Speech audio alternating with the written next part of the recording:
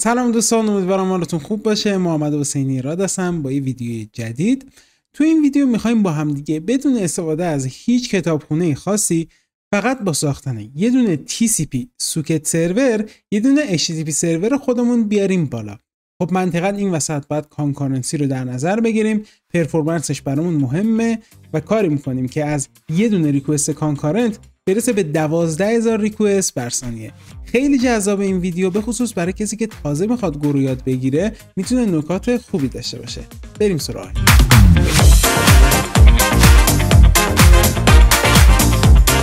خب یکی از کارهایی که خوب انجام بدیم وقتی که تازه میخوایم گو رو یاد بگیریم اینه که یه دونه HTTP سرور رو خودمون از پایه شروع کنیم نوشتن.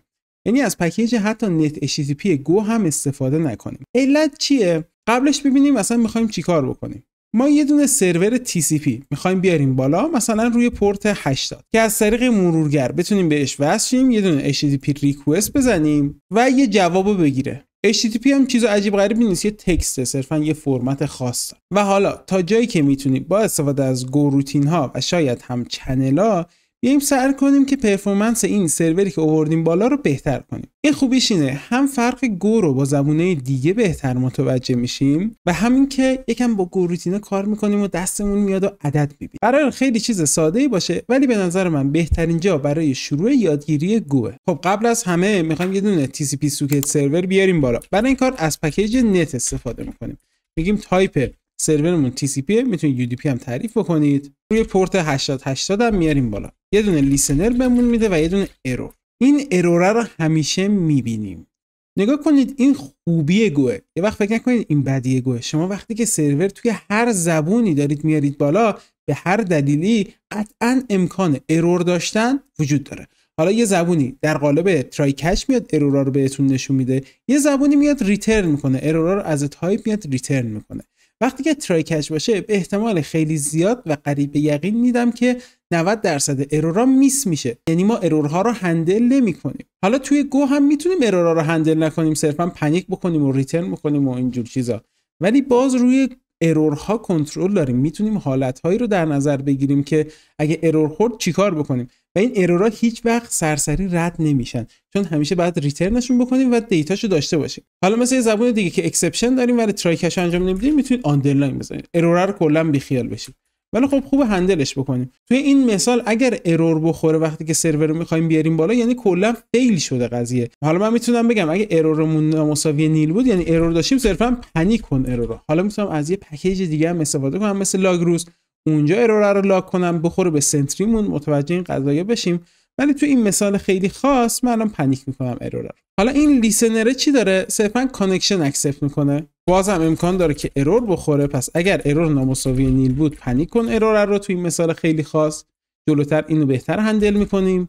یه دونه آرایه خالی که 1024 بایت هست میسازم و به عنوان ورودی به تابع رید میدم. این شکلی ما یه دونه اسلایس داریم. اینو در موردش باید یه ویدیو بسازم که چرا یه وقتایی اسلایس رو پوینتری بدیم، یه وقتایی پوینتری ندیم، چرا من اصلا اینجا 1024 رو تعریف کردم. اینو یه ویدیو میکنم. تو کامنت ها حتما بنویسید اگه دلتون میخواد بدونید اسلایس ها تو گو چطور کار میکنن، فرقش با آرایه چیه. تو اکثر زبونهای برنامه‌نویسی هم همین شکلیه. و حتما هم سابسکرایب کنید که ویدیوش از دست ندید. خب من الان رید رو انجام دادم، صرفا میگه چند بایت خونده که اون برای من در لحظه مهم نیست و ارور برمیگردونه که باز هم اگر ارور نامساوی نیل بود پنیک کن. الان دارم به بدترین شکل ممکن ارور رو هندل میکنم، این اصلا روش خوبی نیست. صرفا میخوام یه دونه TCP سرور بیارم بالا، بهتون نشون بدم که HTTP ریکوستی که بهمون زده میشه چه شکلی. و در نهایت میام چیکار میکنم؟ اینجا وقتی کانکشن رو باز کردم، کانکشن دات کلوز رو دیفر میکنم که این حتما انجام بشه. لیسنر دات کلوز رو هم دیفر میکنم که حتما این کلوز انجام بشه. دیفر چیه؟ اینم در موردش میتونم یه ویدیو بسازم، ولی به شکل خلاصه ما توی یه کانتکستی الان هستیم دیگه، توی یه اسکوپی هستیم. الان توی اسکوپ فانکشن مینیم. دیفره میگه این فانکشن رو وقتی که اون اسکوپ تموم شد اجرا کن. میتونه چندین تا فانکشن باشه.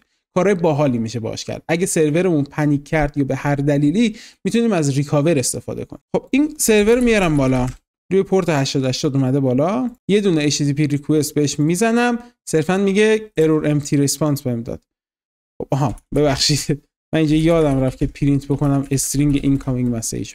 اینکامینگ مسیجمون اومد. این یه دونه HTTP ریکوسته. HTTP ریکوست ساختارش همینه. گت پسمون، پروتکلمون، هاستمون چیه، کانکشنمون فلانه، فلان فلان فلان و مشخصاتش. حالا ما کانکشن طرف رو داریم، بیایم یه دونه HTTP ریسپانس هم توش رایت بکنیم. HTTP ریسپانس هم خیلی ساده است ولی خب ساختاری داره، آدم نمیتونه حفظش بکنه دیگه. من صرفا سرچ کردم سامپل HTTP ریسپانس و توتوریالز پوینت یکی برام آورد بالا. HTTP ریسپانس رو بسازم، اینا رو کپی پیست کنم اینجا. حالا میتونم اون کانکشن رایت بکنم HTTP ریسپانس رو به شکل بای. اگرم ارور داد، ارور رو برام پنیک. دوباره سرور رو بیارم بالا، کلا یه دونه ریکوست هندل میکنه. اینکه صفحه سفید شده بود علتش چیه؟ علتش این بود. حالا با کرل زنم. من اینجا گفتم که کانتنت لنت، سایز کانتنتی که میخوام بهت بدم 88 بایته. این مقدار داره که میگه 36 بایتش ریمینینگه، یعنی منتظر بوده 36 بایت دیگه بدم ولی من چیزی بهش ندادم. این کانتنت لنت اینجا داره خراب میکنه قضیه رو. اینو من فعلا بهش نمیدم. سرور رو دوباره ران میکنم که آها الان اوکی شد. یعنی اگه دوباره سرور رو ران کنم داره هلو ورلد رو بهم نشون میده و ردیف و مشکلی نداره. وقتی که از پکیجی مثل HTTP نت استفاده میکنیم یا از پکیجی مثل روترهایی که فعلا هستن رو استفاده میکنیم، برای این دردسرها رو نکشیم، این دردسرها رو چرخ و دوباره اختراع نکنیم. ولی وقتی که میخواید یه چیزی رو یاد بگیرید خیلی خوبه که این کارو انجام بدید. یعنی توجیه داره این حرکتی که الان داریم، یاد میگیریم چی به چیه. خب الان یه کاری میخوام انجام بدم. توجه کردید که من وقتی که سرور رو میارم بالا یه ریکوست بهش میزنم، سرور میاد پایین، تموم شد، میمیره. میخوام یه کاری کنم که سرور همینجوری کانکشن اکسپت بکنه. اینو میبرم تو لوپ منطقاً. الان کل بخشی که کانکشن اکسپت میکنه تا وقتی که جواب کانکشن میده داخل یه لوپ. خب الان ما یه دونه مموری لیک داریم. این مموری لیک رو چجور هندل بکنیم؟ داره چی میگه؟ میگه دیفر کری کانکشن دات کلوز. وقتی که توی لوپ هستید 10 تا رو بخواید دیفر کنید کانکشن دات کلوز، میتونه متغیر کانکشن ریپلیس بشه. متغیر کانکشن ریپلیس بشه در نهایت که داری دیفر میزنی اون کانکشن قبلیه که بازه بسته نمیشه. میتونیم چیکار کنیم؟ یه دونه فانکشن بزنیم همینجوری خودمون و اون فانکشن رو کال کنیم که منطقه حرکت قشنگی نیست. بیایم چیکار کنیم؟ یه کانکشن میگیریم، کانکشن رو کلوز میکنیم، هندل اون کانکشن رو میدم داخل یه فانکشن. به عنوان ورودی چی داریم بهش میدیم؟ net.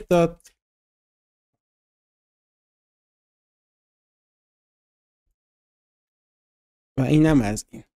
حالا اینجا هندل کانکشن میکنیم، کانکشن رو بهش میدیم و دیگه دیفر نیاز نیست، کانکشن رو واقعا کلوز میکنیم همینجا.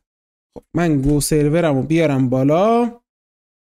حالا من هر چقدر بهش ریکوست HTTP بزنم اون جواب رو بهمون نشون میده. اینم هر چقدر رفرش کنم جواب رو بهم نشون میده. حالا این وسط اینکه این اینکامینگ مسیج رو پارز بکنیم، کدوم متد اجرا بشه، روتینگمون چه شکلیه، فلان بهمان، میدلور، اینا همه‌شو میتونیم بنویسیم. دیگه الان کاری نداره، صرفا باید این رو پارز بکنیم.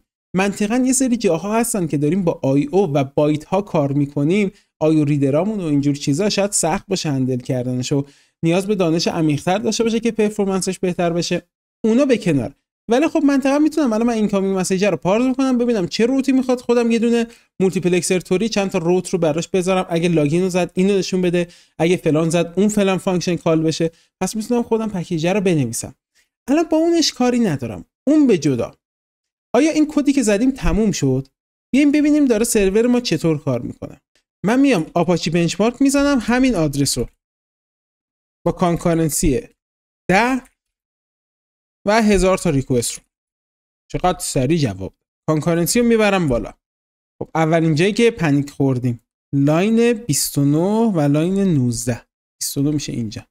یه جایی یه کانکشنی بسته شده و چون کانکشن بسته شده EOF خورده سرور ما کلا پنیک کرده. ما نیاز نیست اینجا کلا پنیک بکنیم. اگر EOF بود ارور ما صرفا ریترن کن، هیچ کاری قرار نیست انجام بدی. در غیر این صورت پنیک کن ارورمون رو. خب الان دیگه کرش نکردیم.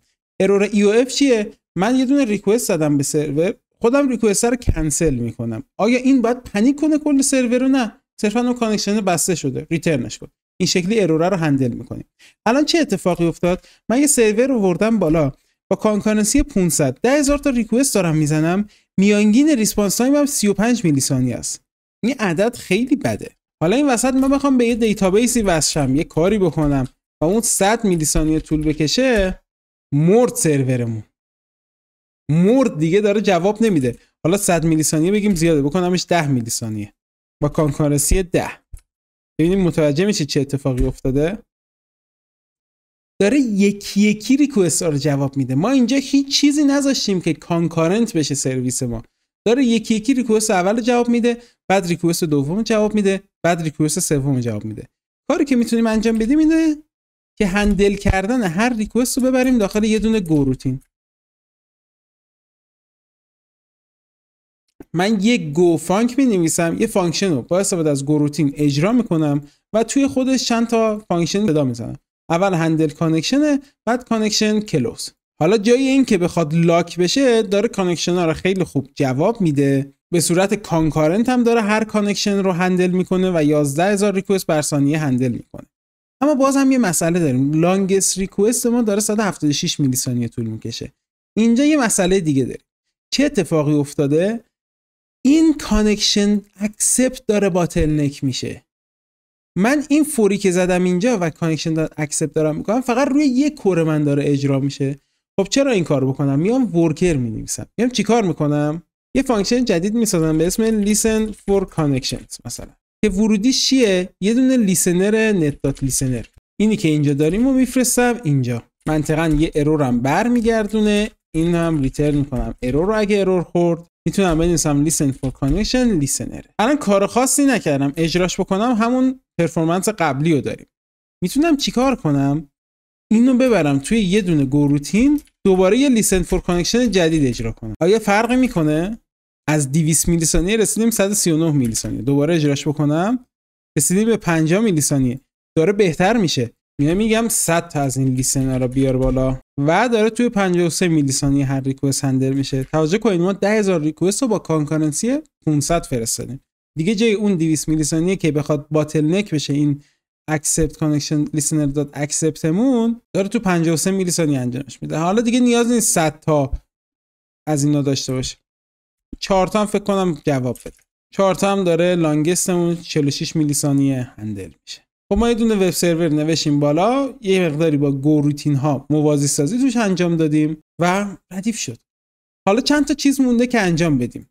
یکی این که گریسفول شات داون داشته باشیم. اگر یه دونه کانکشن در حال انجام بود و سرور خواست بسته بشه، بگیم صبر کن، من کانکشن جدید دیگه اکسپت نمی‌کنم، کانکشن قبلیم اجرا بشه و کارشون تموم بشه، اون موقع من سرور رو میارم پایین. این خیلی مهمه که اون وسط دیتا لاسی ندیم یا کانکشنی یهو ارور نخوره. آپ تایممون رو میبره بالاتر. در مورد اینم اگه ویدیو خواستید حتما تو کامنت ها بگید، حتما میریم سراغش. امیدوارم از این ویدیو هم خوشتون اومده باشه. تا ویدیو دیگه، خدا نگهدار.